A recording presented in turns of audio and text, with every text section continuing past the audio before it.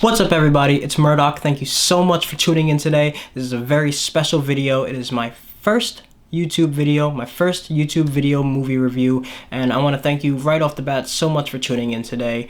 And honestly, what a better movie to be doing my first video review for than the return to the Marvel Cinematic Universe, Black Widow. This is the long-awaited solo movie for Natasha Romanoff, aka Black Widow. She's been in the MCU ever since Iron Man 2, so basically the very beginning of it all. So it's been a long time coming, and even a longer time coming because this movie was supposed to come out about 1.5 years ago, but this movie kept getting delayed for obvious reasons, which I don't have to get into.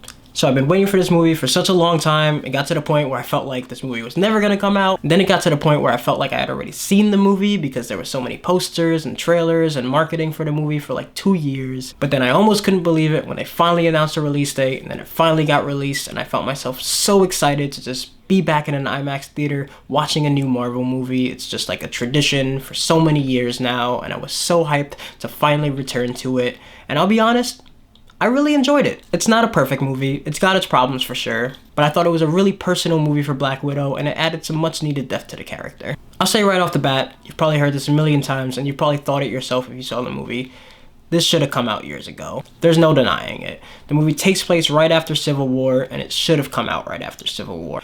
Obviously, there's a lot of behind-the-scenes drama with certain Marvel executives who aren't there anymore for the reason why it didn't come out before, but nonetheless, it came out after Endgame, so we already know the end of Natasha's story. And while it was very sad in Endgame, if this movie came out before, it just would have made Endgame hit so much harder because we didn't have all of those personal details about Natasha's story and her family and her origins, so that when we finally lost her, we felt sad, but we didn't have all of this weight, and now we have all of this weight, and it makes Endgame better retroactively.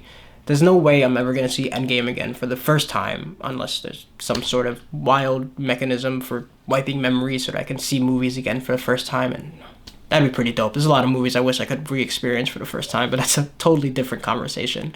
But either way, I wish this movie came out shortly after Civil War. But on the same note, this movie gave me something that I didn't realize that I wanted, was to see the manhunt that these characters from Captain America Civil War were on after the repercussions of that movie. This movie starts out with Natasha on the run from General Ross after the events of Civil War, and it was pretty cool to see that. After Civil War, we got Infinity War, and all the movies in between weren't really too directly related to the fallout of Civil War, so we didn't really get to see the repercussions or the Avengers broken up for so long, and Black Widow kind of gives us that perspective that was missing, and retroactively, it makes a lot of those movies better too. I just wish it came in between so that we could have seen these events unfolding in real time. This movie is obviously very tied to the origins of Black Widow. We get to learn a lot about her past, about her family, about her upbringing with the Red Room, and because of this, the movie's pretty dark. And I would expect it to be because that's Black Widow's origin story, but it just still left me happily surprised that Disney was allowing Marvel to go into some of this deeper territory that I feel like they kind of skate away from with certain properties because the movies are supposed to be family friendly, and I understand that. But it's cool when we get to see the Marvel movies go into darker territory, like with Jessica Jones, TV show, but nonetheless, and something like The Winter Soldier. And speaking of which, if I had to compare this movie to any of the other MCU movies, it would have to be The Winter Soldier. And I'm not saying that this movie is anywhere near as good as The Winter Soldier, which is personally my favorite Marvel movie, but in terms of the themes and the darker subject matter, it's definitely in the same vein as that one. I think the thing I really want to give this movie a shout out for is the casting. Just the cast and the performances all around were top notch. They all knocked it out of the park. They all understood the assignment. And it got to the point where it almost seemed like Natasha was the least interesting person on screen. Except for this guy, who I have a lot of questions about him. Don't get me wrong, I liked him. I liked his personality. I liked the actor. Who is he? He just showed up like if we already knew who he was if he was in a bunch of other movies, and where does he get all of this stuff? Anyway, with that aside, I really like the supporting cast in this movie, specifically Florence Pugh. Florence Pugh killed it as Yelena. I've been a fan of her since I saw her in Midsommar for the first time. I think she's a great actor, and she really brought it all to this role. I'm super excited to see where she goes forward with the Marvel Universe, and she just had this really good, like, little sister energy to Natasha, where she was always making fun of her for being an Avenger and, like, all the different poses that she had, and they always had these back and forths, and she was really funny. Her action scenes were good, her acting was good, her story, and just the character itself I was a big fan of, and I'm excited to see where she goes moving forward. Also, David Harbour. Holy crap. He's great. I mean, I've been a fan of his since Stranger Things, but like he really brought his A game to this role. He plays Alexei, aka the Red Guardian, which is basically Russia's Captain America. He's a super soldier, and he had this time in the spotlight where he was Russia's hero, and now he's older and he's not relevant, and he's just trying to recapture that lightning in a bottle. So he has this big arrogant ego about himself, but he's also like trying to be a father to these characters, and it makes for some of the funniest moments on screen. But you also really get to know the guy, so you get to see a little bit deeper into his personality as the movie goes on. And David Harbour, he did a really good job with the role. I'm also excited to see if they bring him back for further movies. The humor in this movie is pretty organic, which was nice. A lot of it, like I mentioned, comes from the family bickering with each other. They know each other so well, they know how to press each other's buttons, they know how to get each other mad, and they just have all these different extreme personalities that the dialogue is really witty and just funny, and it's fun to see all these different types of characters converse with each other and get into these big arguments. It's not like some of the other MCU movies, which I feel like they kind of rely towards like pop culture references and stuff for their humor. This one was a lot more organic, and it was fitting to the story, and I laughed a lot in this movie. And the cool thing about this movie, which I'm going to go into certain plot points, I wouldn't really consider them spoilers because they're dealt with in the very beginning of the movie, but this is not Natasha's real biological family. This is like a fake family that she was a part of. They were all undercover Russian agents who had this cover as a family when they were in a mission, when they were stationed out into the United States. So they have this weird dynamic where they're not real family, but they also care about each other, and they really know how to get on each other's nerves, so all of the bickering and stuff leads to some of the best moments of the movie. And it also made me surprisingly captivated in the family dynamic of it all. We don't really get to see anybody else that Natasha knows in the previous movies, so to be able to see these people that she grew up with and that she actually has it connected with, it was really engaging throughout the whole film. Action-wise, the movie's good. It's nothing crazy, it's not on the par with the choreography with something like The Winter Soldier or Civil War, but the action scenes are enjoyable overall.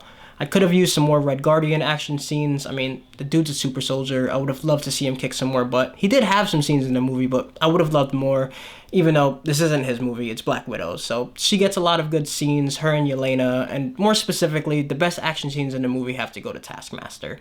And that's a whole thing that I'm going to get into for a second. So once again, I'm going to touch on some light plot points, but I'm not going to go into any deep spoiler reveals. Taskmaster is not the main villain in the movie, more of a second in command. Taskmaster is sent out to stop the protagonists from achieving their goals. And just like in the comics, Taskmaster studies footage of all the other different Marvel heroes' fighting styles and using those same styles against the heroes in this movie. It makes for some really cool action scenes where there's like Easter eggs in the choreography. You're watching a fight and you're like, oh, that's Cap's move, or oh, that's Bucky's move, and just stuff like that. It's really cool to see, and it was really well done, and the choreography with Taskmaster was done really well, I think, overall. I just think it could have used a little bit more. There wasn't enough Taskmaster in the movie, and like I said before, this isn't Taskmaster movie, this is Black Widow's movie, but as the main physical threat, I would have liked to see a little bit more.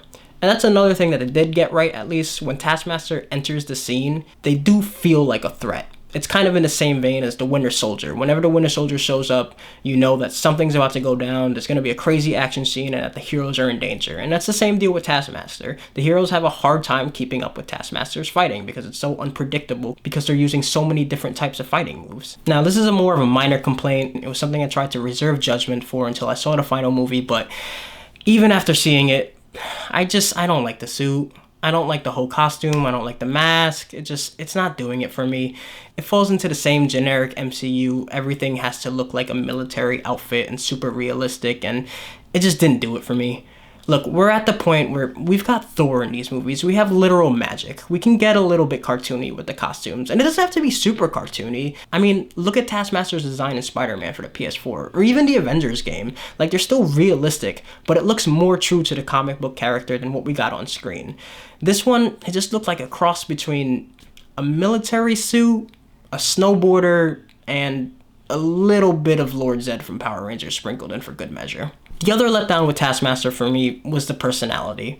Look, I can forgive certain physical designs and changes and stuff as long as the soul of the character and the personality is still the same, and I just didn't feel like it was. And while the action scenes still had Taskmaster doing the Taskmaster stuff of studying people's moves and then using those moves against them in fight scenes, they made the decision to make Taskmaster a silent antagonist. And the character is known in the comics for being talkative and going back and forth with bantering with characters and having hilarious conversations with people like Deadpool, and just none of that was present in the movie, to the point that it made Taskmaster feel like a completely different character, fight and action stuff aside. There's a lot of changes to the origin of Taskmaster to make the character tie in more neatly with Black Widow's backstory, and a lot of the stuff that they did, I see what they were going for.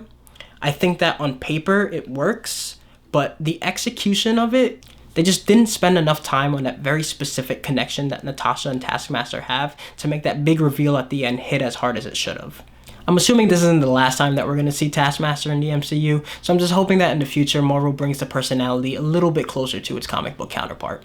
So I know some people are really heavily reacting to Taskmaster's portrayal, to the point that I think that they're ready to throw the whole film in the trash because of it. That's not me. It's definitely a part of the movie that I'm not quite as sold on and was a little bit of a letdown, but it wasn't enough to bring the entire movie down with me. Now, the main villain in this movie is Dreykov, who's played by Ray Winstone, and while the character doesn't have an extremely fleshed out origin story and the motives are pretty general power-hungry type of deal, just the way that he's going about it and what he's doing to get what he wants, it's so disgustingly evil that the movie just really makes you hate him, but in a good villain way. He's not on like a Killmonger or Kingpin level of like top MCU bad guy, but Ray Winstone gives a good performance and made him unlikable in such a good way that it makes you really root for the protagonist to take him down. And also the relationship that he has with Black Widow and how he ties into Natasha's origin just really made him a really satisfying villain for a Black Widow solo movie. I'm assuming this is going to be the only Black Widow solo movie for obvious reasons, but the story and the villain that they chose were a good one. It was a very personal journey and a very personal villain for Natasha, so it was really satisfying to see her go on this journey and take him down. So yeah, overall, I dug the movie. It's got some problems, but I found myself pretty engaged throughout the entire thing. It's got its usual MCU over 2 hours runtime, but I felt like the pacing did a good job. I didn't really feel bored at all. Even the scenes that were more family orientated, where they're just sitting and talking and getting to know each other, I was pretty engaged through that whole thing because I liked the characters so much, and I liked the bickering, and I loved the bantering, and I loved getting to know the relationships that these people had with each other. Scarlett Johansson does a good job in the role of Black Widow. She's been playing the role for about 10 years now. It was just nice to finally see her in the spotlight for this movie. And like I mentioned, she kind of gets overshadowed by the supporting cast at certain points, but she's still the anchor of the movie. The entire plot and all the villains and all of the characters revolve around her and her story.